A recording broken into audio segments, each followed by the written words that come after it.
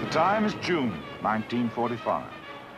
The occasion, the return to his homeland of a war hero whose stature has seldom been matched in the esteem of his countrymen. The European phase of the greatest war America ever fought is over, and part of the warmth with which the people of Abilene, Kansas greet General Dwight D. Eisenhower reflects the deep joy of a nation approaching peace again. Some of it is the kind of welcome any hometown might give a favorite son who has done a good job. But more than anything else, it is a tribute. A gratitude felt in every corner of the Allied world, no less than in Abilene, towards the man who stewarded a crusade to its victory. It was a crusade with many battles and many triumphs, but it found its symbol in one day above all others.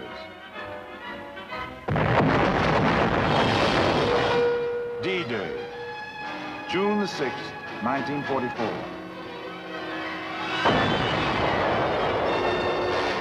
The invasion of Fortress Europe was one of the greatest military adventures of all time.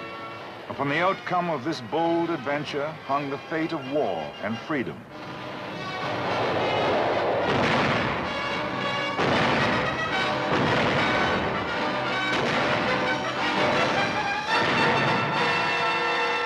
It was because so much of man's hope had been bound up in the success of this adventure that the architect of that success found the hearts of the people open to him from Europe to the town of his boyhood, where the adventure of Dwight D. Eisenhower, the man, began.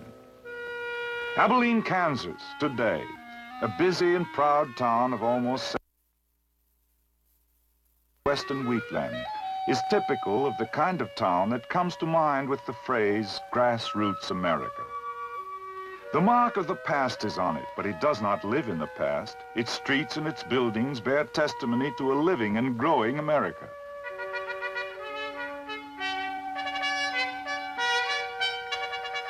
One of its newest and proudest buildings is the Eisenhower Museum, which carries forth the spirit and the history of the Eisenhower family of Abilene.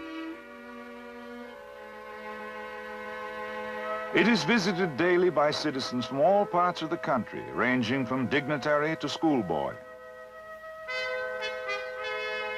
Inside the museum, the life of Dwight Eisenhower, boy and man, is depicted in a series of murals.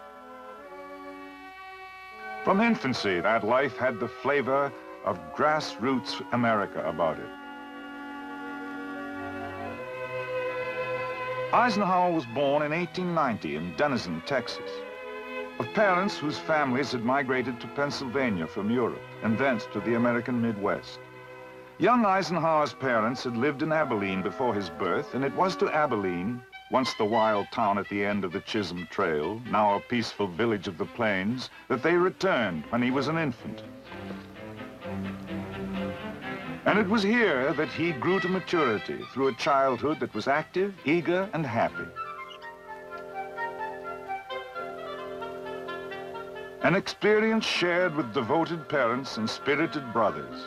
A childhood as rich in the important things of life as ever graced the development of any man. It was an active boyhood in which sports played an important part. He excelled at baseball, both in school and on a vacant lot next to his home. But football was his first love, and his high school coach called him the most outstanding tackle in the valley.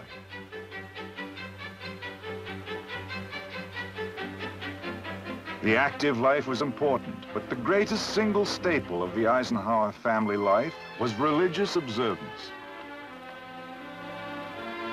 The family home in Abilene shows the influence of that serious religious conviction. The Bible was the guide of family life, and its chronicler as well. On the wall of the bedroom shared by Dwight and his brother Edgar still hangs this simple testament of faith, "Thy will be done."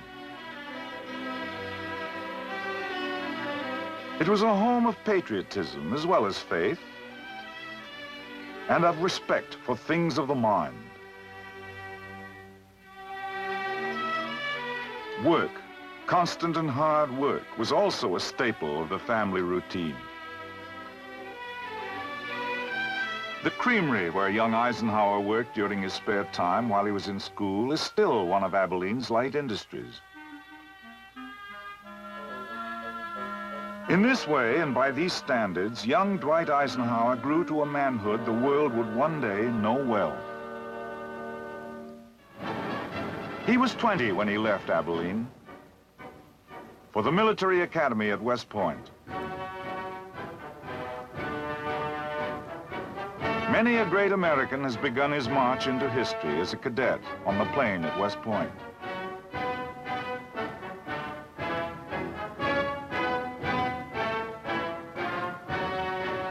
Eisenhower was graduated from the military academy in 1915 and commissioned a second lieutenant of infantry.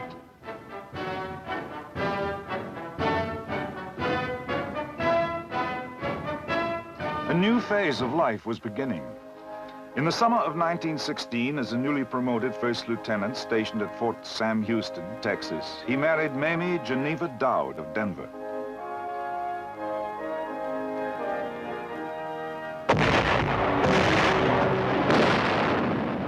Events in Europe were forging a new phase of life for the entire world.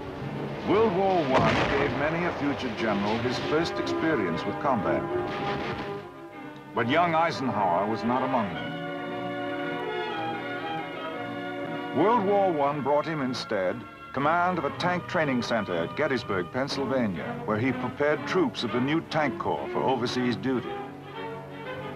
His performance won for him the Distinguished Service Medal, but before he was able to get to Europe, the war ended.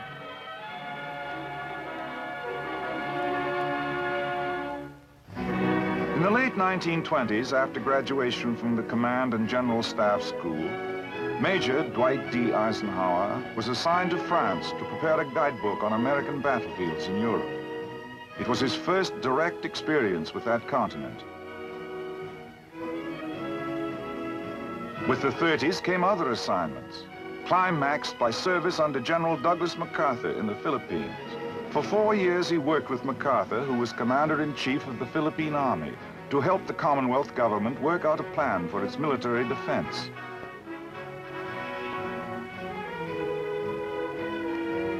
Ordered back to the States in December 1939, Lieutenant Colonel Eisenhower went to Fort Lewis, Washington, as executive officer of the 15th Infantry Regiment.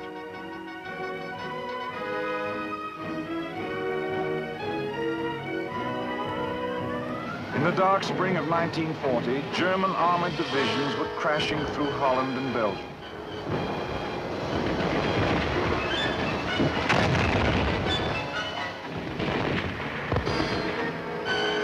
The Luftwaffe was streaking its destruction through Europe's skies. France was prostrate, and beleaguered Britain was standing alone. The United States had passed the Selective Service Act to prepare for what inevitably lay ahead. And the biggest challenge in Colonel Eisenhower's life was to aid in that preparation. Late in 1940, he was made Chief of Staff of the 3rd Division, where his staff work brought him assignment as Chief of Staff of the 9th Corps.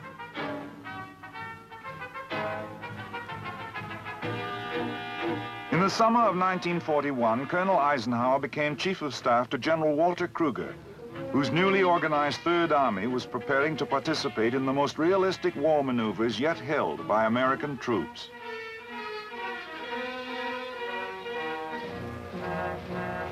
In these maneuvers over the Louisiana countryside, as America fought for the time to train its growing army of citizen soldiers, Eisenhower's task was to work out a plan of defense against an invading mechanized force.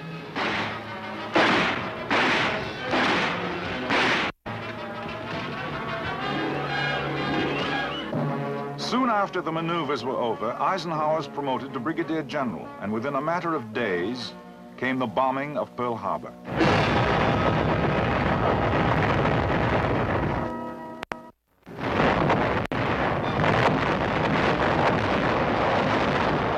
From almost this moment on, the fate of the nation and the fate of General Dwight D. Eisenhower would be inextricably bound together. Called to Washington in the first weeks after the war began, Eisenhower went to work in the War Plans Office of the War Department. Among the plans formulated during this time was the central strategic determination to make an eventual attack across the English Channel the principal Allied offensive effort.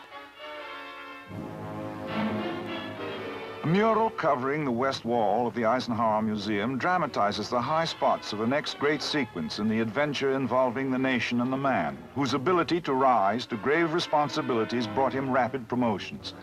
Because an all-out Channel invasion would be impossible before 1944, and because the need for offensive action was immediate in 1942, the Allies undertook, as a combined operation, under the command of General Dwight D. Eisenhower, the invasion of North Africa. The minimum objective of this maneuver was to seize the main ports between Casablanca and Algiers.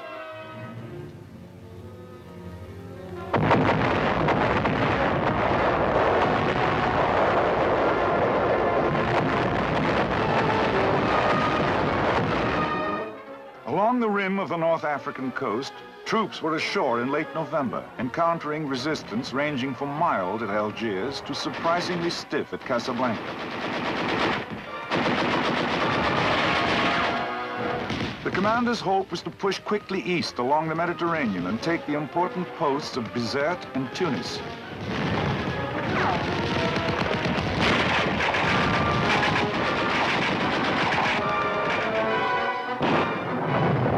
But a number of unfavorable circumstances, including treacherous weather conditions, prompted the commander to hold off on this vital assault.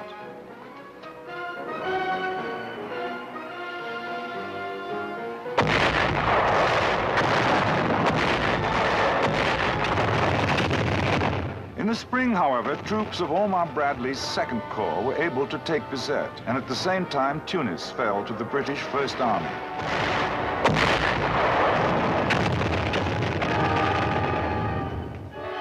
And with these victories came the end of the Axis Empire in Africa.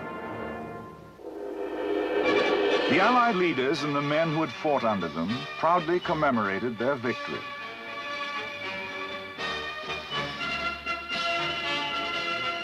One of the greatest products of this victory, in the words of the commander himself, was the progress achieved in the welding of Allied unity and the establishment of a combat team that was already showing the effects of a growing confidence and trust among all its members.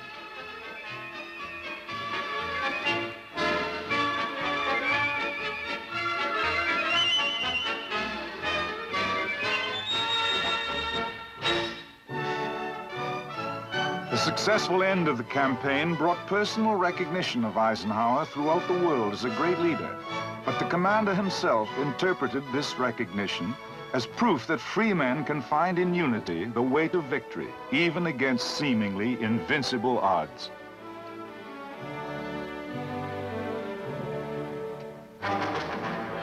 The next big campaign, the invasion of Sicily, brought further demonstration of this basic truth. Allied troops took this vital rock in the summer of 1943. The effect of Sicily's fall was electric. Italy surrendered, the first of the Axis partners to capitulate.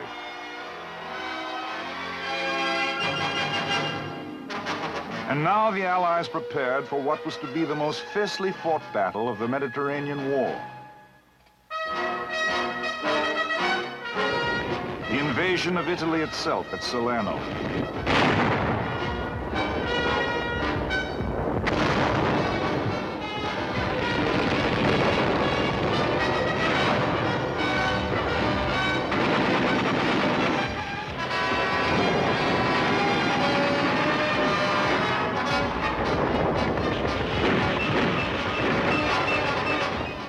Through a miracle of courage and tenacity, troops of General Mark Clark's 5th Army established a beachhead against overwhelming German odds and went on to take Salerno and the vital port of Naples.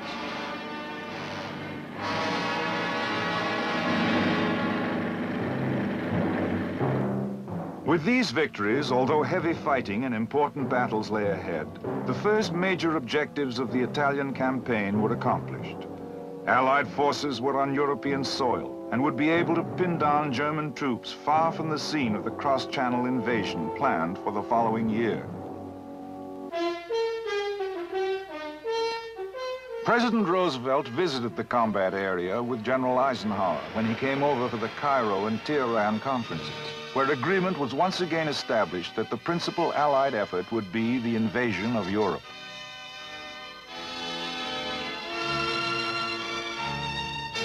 Shortly afterward, the man who would command this awesome undertaking was named General Dwight D. Eisenhower, whom people throughout the free world were now calling the man of the hour. On the opposite wall of the museum, another mural depicts some of the major episodes in the Great Crusade, which liberated Europe. The Supreme Commander's orders from the combined chiefs of staff were quite simple: to land on the coast of France and thereafter to destroy the German ground forces. Between the order and its execution lay an agony of effort.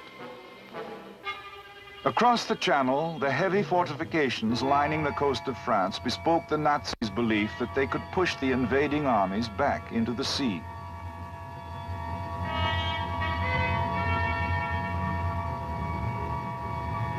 In France alone, 58 German divisions were waiting. Preparing for the invasion was a job without let-up. Incessant and realistic training was of paramount importance.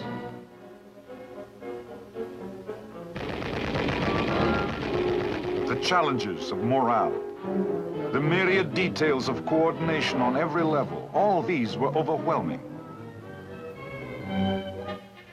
But through those tense months in the early part of 1944, the preparations continued. And finally, after being postponed one day because of weather conditions, the eve of the day of decision was at hand. The commander visited the airborne troops who would lead the invasion. "I found the men in fine fettle," he wrote later, joshingly admonishing me that I had no cause for worry. D-Day, with the fate of the war hanging in the balance.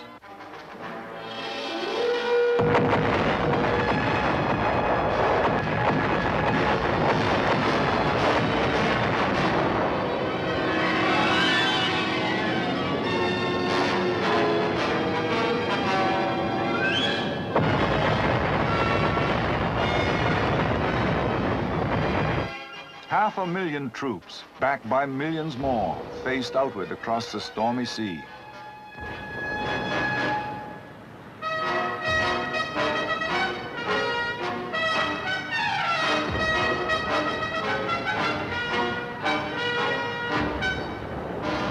On beaches that dotted the French coast of the Channel, British, Canadian, and American troops touched shore.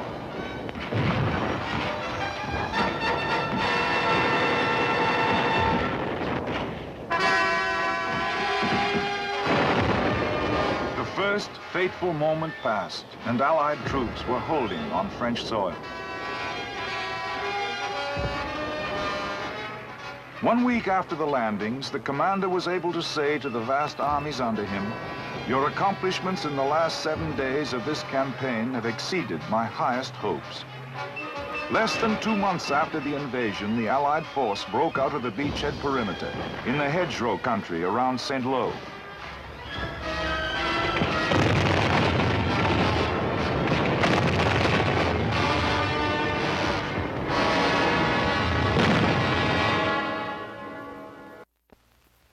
Of the breakout was the next step.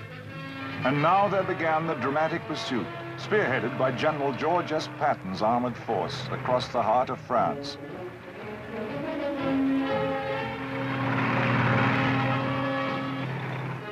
And then the grand triumphant march through Paris, which was freed by French troops and soldiers of the U.S. Fifth Corps.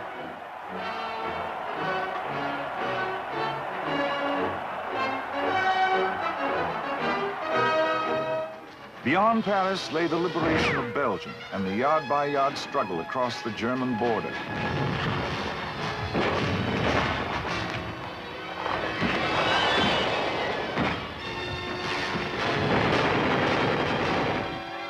Blocking the steady pursuit of victory lay the Nazi counteroffensive in the Ardennes sector, known as the Battle of the Bulge. Through a grim and bleak period of several weeks, the enemy, supported by the most devastating of weather conditions, isolated and assaulted Allied forces.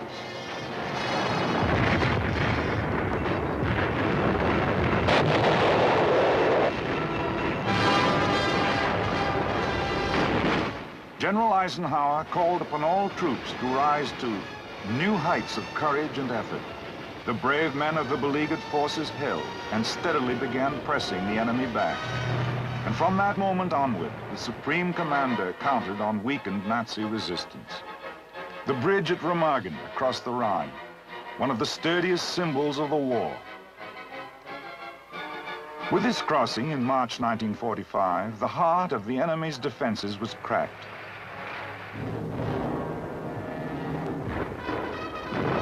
There remained the substantial task of mopping up what was left of the enemy west of the Rhine.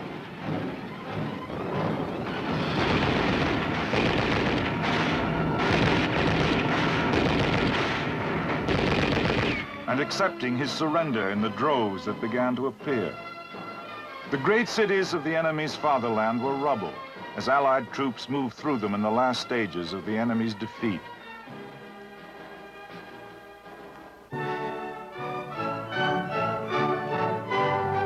Both Commander and GI were able to find the exultation that comes when victory is close.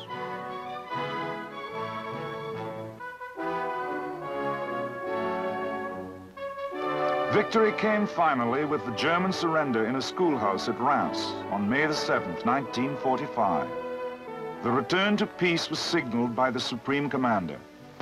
I have the proud privilege of speaking for a victorious army of almost 5 million fighting men. They and the women who have so ably assisted them constitute the Allied expeditionary forces that have liberated Western Europe. They have captured or destroyed enemy armies totaling more than their own strength. Merely to name my principal subordinates in the Canadian, French, American, and British forces is to present a picture of the utmost in efficiency, skill, loyalty, and devotion to duty. The United Nations will gratefully remember Tedder, Montgomery, Spaatz, Bradley, Delott, Creer, and many others. But all these agree with me in the selection of the truly heroic figure of this war. He is G.I. Joe and his counterpart in the air, the Navy, and the merchant marine of every one of the United Nations. He has braved the dangers of U-boat infested seas. He has surmounted charges into desperately defended beaches. He has fought his tedious, patient way through the ultimate in fortified zones. He has endured cold, hunger, fatigue. His companion has been danger. Death has dogged his footsteps. He and his platoon commanders have given us an example of loyalty, devotion to duty, and indomitable courage that will live in our hearts as long as we admire those qualities in men. And now the long and happy road home. For Dwight Eisenhower, that road was paved with the cheers of the people of the Allied countries. In his own homeland, a hero's welcome awaited him. America's greeting for a favorite son. Here, the story of Dwight D. Eisenhower might well have ended, on this note of triumphant acclaim for a job so splendidly done. But America had other tasks waiting for its favorite soldier. Eisenhower succeeded General Marshall as the Army's first post-war Chief of Staff. He expressed the belief that one of the greatest pillars of world peace is a strong United States. He visited troops stationed in various parts of the world to show America's growing sense of global responsibility. We must remain, he said, the first champions of those who seek to lead their own lives in peace with their neighbors. Finally, on February the 7th, 1948, the general from Abilene, after 36 years of service to his country, left active military assignment.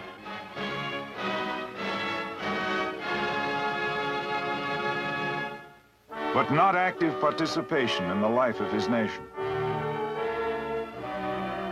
He accepted an invitation from Columbia University to serve as president of that great institution, enabling him, so he thought at the time, to devote the remainder of his useful life to the challenges of education.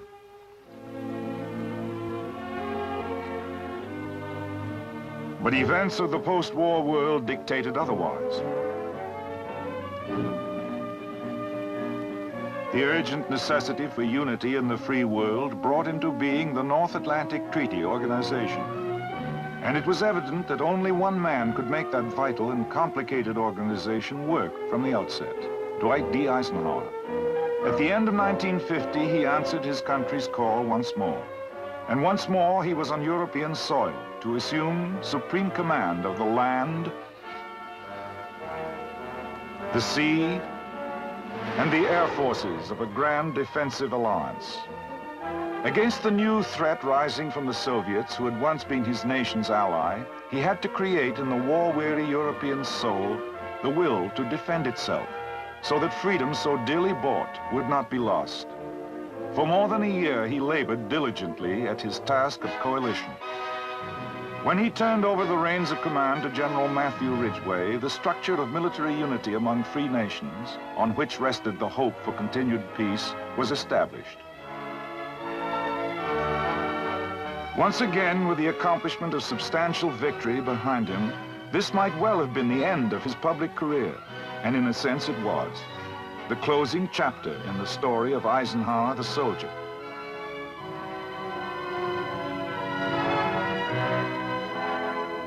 History is recording today the story of Eisenhower the statesman. The stories may be separate, but soldier and statesman, they are the same man, Dwight D. Eisenhower, citizen of the United States, spokesman for and symbol of the free world, and son of Abilene. As rich a study as this nation has produced of the capacity for greatness which lies at its grassroots.